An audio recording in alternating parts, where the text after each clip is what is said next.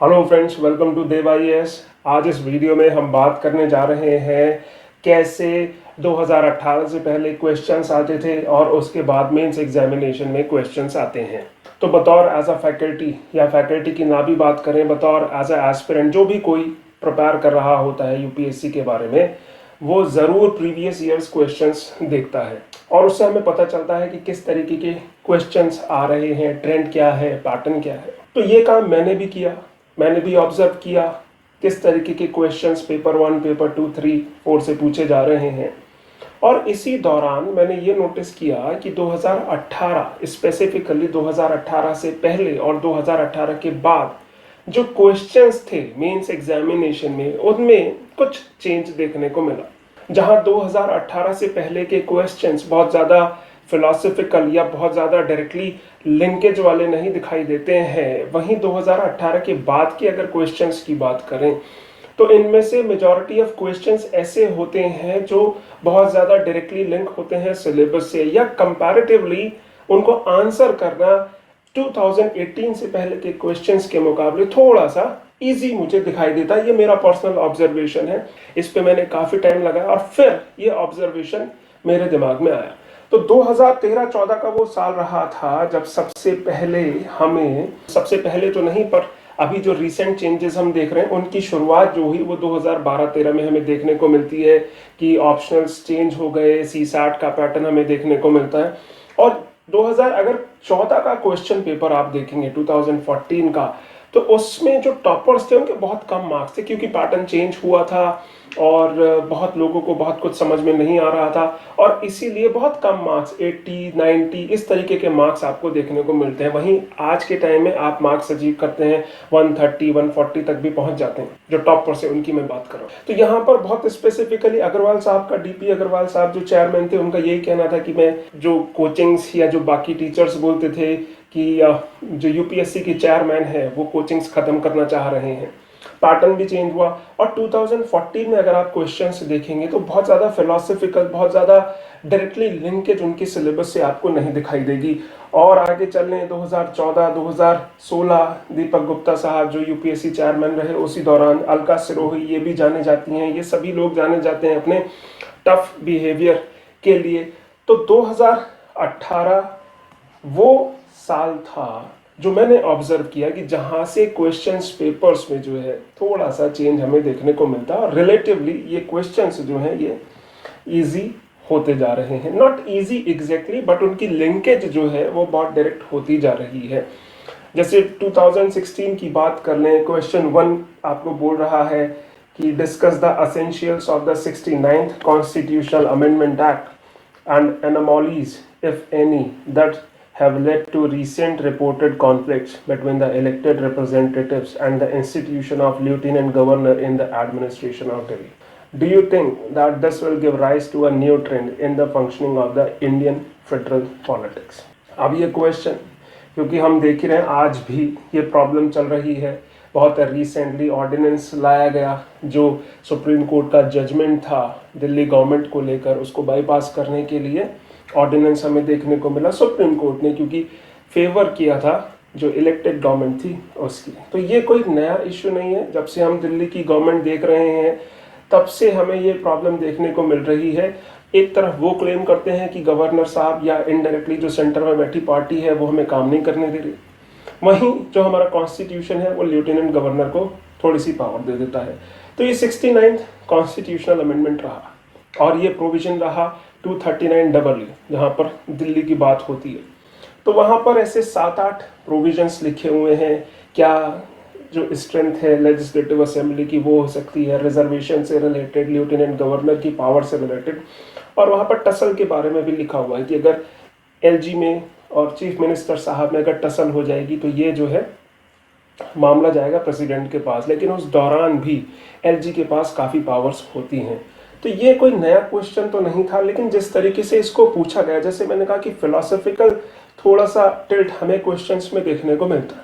और जितना आप पीछे चलते जाएंगे 2016 से 15, 15 से 14, तो ये जो एसेंस है, ये जो टच है, फिलोसफिकल टच या इनडायरेक्ट टच जो है सिलेबस से, ये हमें बढ़ता हुआ दिखाई देता है। 2018 के बाद ये हमें कम होता हुआ दिखाई देता है।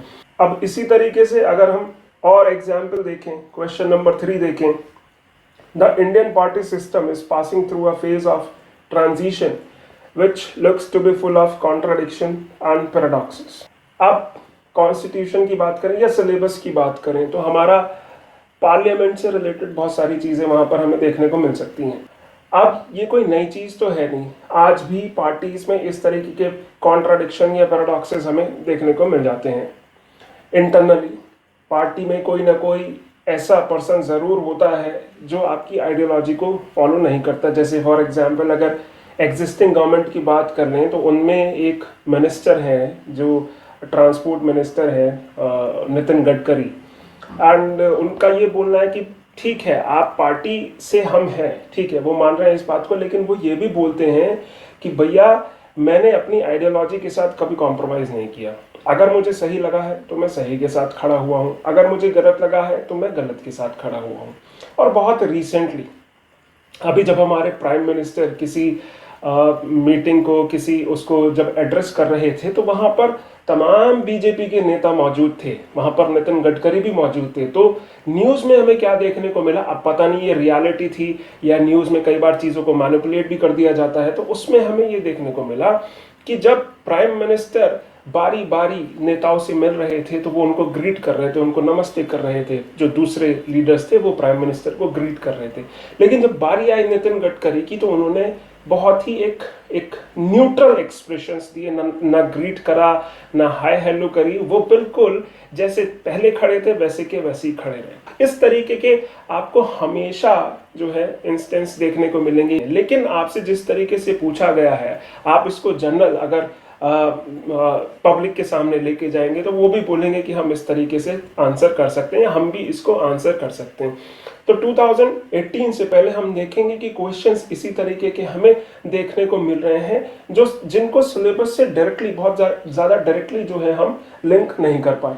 ठीक इसी तरीके से अगर 2017 की बात कर लें और बात कर लें जो पेपर हमारा 3 है कि how do subsidies affect the cropping pattern, crop diversity and economy of farmers?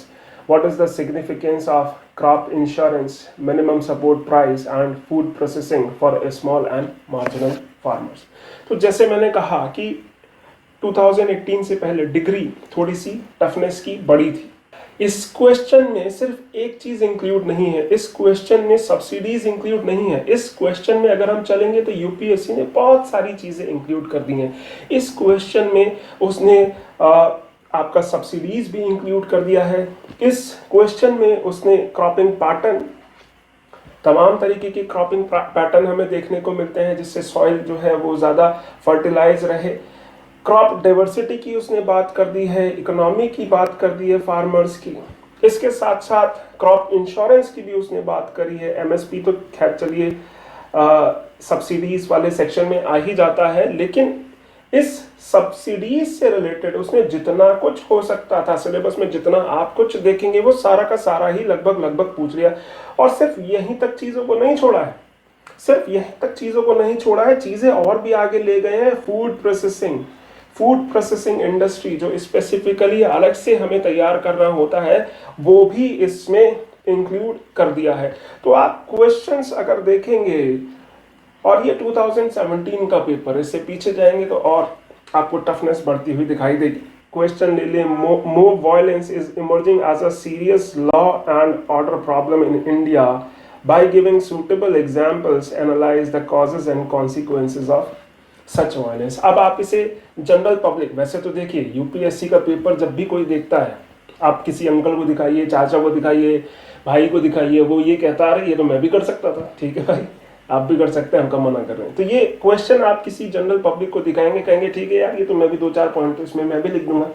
लेकिन आपको बतौर यूपीएससी एस्पिरेंट अपने आप को डिफरेंशिएट करना है, आपको कैटेगराइज करना है। एक स्टार्ट होना चाहिए, एक बॉडी होनी चाहिए, और फिर अल्टीमेटली एक कॉन्सिक्वेंस कंक्लूजन जो है हमें रखना चाहिए। तो किसी भी क्वेश्चन की बात कर तो मोर और लेस 1-2 क्वेश्चन, 2-4 क्वेश्चन ऐसे जरूर रहेंगे जो बहुत ज्यादा डायरेक्टली हमें लिंक होते हुए दिखाई देंगे। लेकिन ऐसे भी क्वेश्चंस हैं और जैसे मैं बता रहा हूँ कि 2018 से पहले हमें इन क्वेश्चंस की डिग्रीज जो है या नंबर्स जो हमें ज़्यादा देखने को मिलती।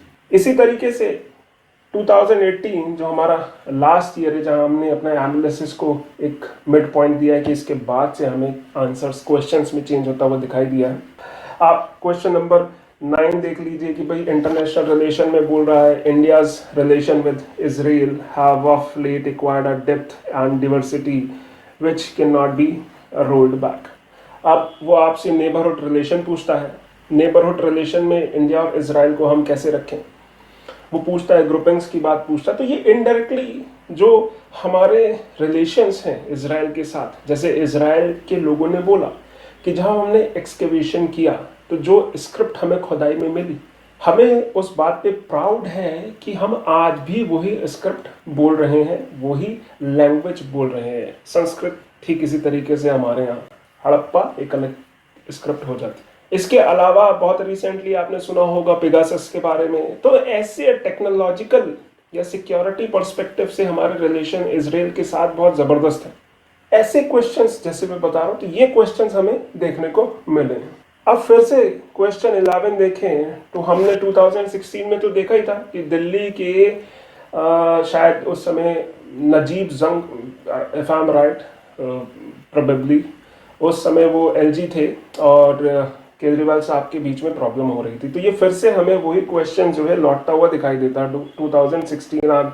अगर आप ये देखिए, ये इंपॉर्टेंस होती है प्रीवियस ईयर्स क्वेश्चंस की। अगर आपने 2016 में वो क्वेश्चन प्रिपेयर किया होता तो यहाँ पर तो ये क्वेश्चन ऐसा था, 5-10 मिनट में ख़त्म करके आपने अगले क्वेश्चन की तरफ बढ़ जाते, क्योंकि मोर और लेस ये क्वेश्चन वैसे का ही वैसा है।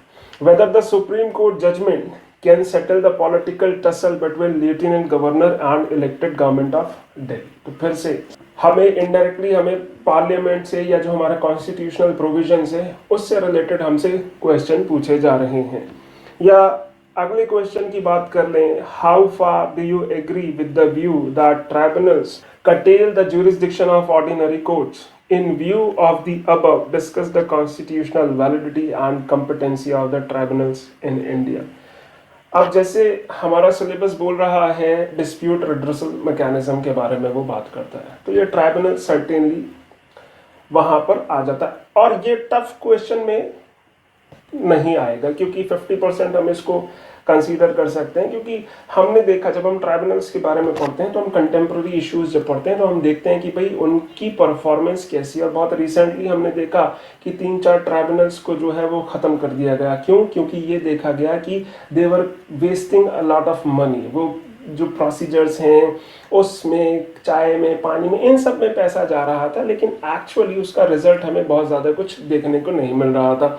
तो इस तरीके से क्वेश्चन 12 की बात हुई है।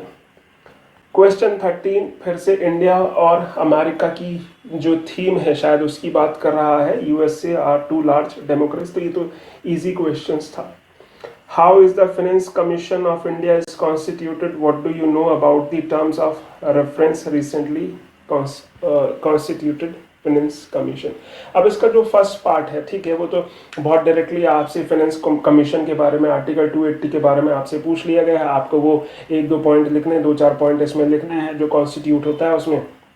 इसके साथ साथ उन्होंने टर्म्स ऑफ रेफरेंस की भी बात कर दी, जो उस समय शायद हुई थी कि क्योंकि सेंसस बेस्ड जो है वो फाइनेंसेस देने की बात आई थी, तो जो सदर्न इंडिया में जो स्टेट्स थे उन्होंने इस पे काम किया था, जिसकी वजह से उन्हें नुकसान उठाना पड़ रहा था कि भाई एक तरफ तो हमने अपनी पॉपुलेशन कम करी और उस तरफ से आप हमें और नुकसान पहुंचा रहे हैं, बजाय हमें बेनिफिट होना चाहिए कि हमने अच्छा काम किया, पॉपुलेशन मेजर्स हमने अप्लाई किए, लेकिन हमें तो कम पैसा दे रहे हैं आप लोग, क्योंकि आप कह रहे हैं कि आपके यहाँ पॉपुलेशन कम है। तो ये तो हमने करा था। तो इस तरीके से इसका आंसर करना था। तो 2018 या अब 2019-20 की बात करें 18 के बाद, तो यहाँ पर हमें क्वेश्चंस जो मैंने ऑब्जर्व किया, ये मेरा पर्सनल ऑब्जर्वेशन है, हो सकता है आपको ना लगे या हो सकता है आपको इसमें कुछ और लगे। तो इस 2018 के बाद जो क्वेश्चन पेपर मैंने देखे 19, 20, 21, 22, वो कंपैरेटिवली मुझे इजी दिखाई दिए। उनका आप ये भी देखेंगे कि उनका जो टेक्स्ट है, क्वेश्चंस का जो टेक्स्ट है वो भी कम होता चला गया। फॉर एग्जाम्पल जैसे आप यहाँ ऑब्जर्व कर रहे हैं 2016 में 1 2 3 4 इनके टेक्स्ट देखिए, क्वेश्चन कितना बड़ा क्वेश्चन कॉन्स्टिट्यूट हो रहा है। क्वेश्चन 1 हो, क्वेश्चन 2 हो, क्वेश्चन 3 हो, क्वेश्चन 4 हो। इसके बाद आगे चलते हैं 2017 की तरफ, थोड़ा सा हमें कम होता हुआ दिखाई दे रहा है। 2018 की तरफ चलते हैं और कम होता हुआ हमें दिखाई दे रहा है। तो क्वेश्चन की जो टेक्स्ट है वो कम होता जा रहा है। ऐसा बहुत ज़रूरी नहीं कि होगा ही, इससे आगे हम देखेंगे कि उसमें भी यूपीएससी ने बड़े बड़े क्वेश्चंस पूछे हैं। लेकिन यूजुअली जो जनरल चीज़ है, जो जनरल पैटर्न है, उसकी हम बात करें तो 2018 के बाद से क्वेश्चंस ज़्यादा लिंक्ड हो गए हैं सिलेबस से। और कहीं कहीं तो आपको ये देखने को मिलेगा कि अगर आप सिर्फ सिलेबस के स्पेसिफिक पॉइंट्स ही तैयार कर लेते हैं, for example food processing industry, up stream and down streams, आप यही तैयार कर लेते हैं कि फूड प्रोसेसिंग इंडस्ट्री में जो अपस्ट्रीम प्रॉब्लम्स हैं वो या डाउनस्ट्रीम प्रॉब्लम्स है वो, तो बहुत स्पेसिफिकली इस तरीके के क्वेश्चंस आपको यूपीएससी में देखने को मिल जाएंगे। बिल्कुल ऐसे के ऐसे, कुछ नहीं पूछा गया आपसे इधर उधर का, आपसे सिर्फ ये पूछ लिया भैया प्रॉ बताइए, कॉन्स बताइए, एडवांटेजेस बताइए, डिसएडवांटेजेस बताइए। तो ये 5 पॉइंट आपने ऊपर कर लिए, 5 पॉइंट नीचे कर लिए, बहुत बहुत क्लियर कट, तो आप अच्छे मार्क्स अचीव कर सकते हैं। फिर से मैं यही रिकमेंड करूंगा, आप अपने प्रिपरेशन को लिमिट में करिए, बहुत ज़्यादा पढ़ने की ज़रूरत नहीं है। अपने सिलेबस को बार बार देखते रहिए, जैसे टॉपर्स बोलते हैं, कोचिंग्स बोलती हैं, टीचर्स बोलते हैं, उसका जो कॉपी है अपने पास रखिए और लिमिटेड बुक्स पढ़िए, बार बार पढ़िए। All the very best.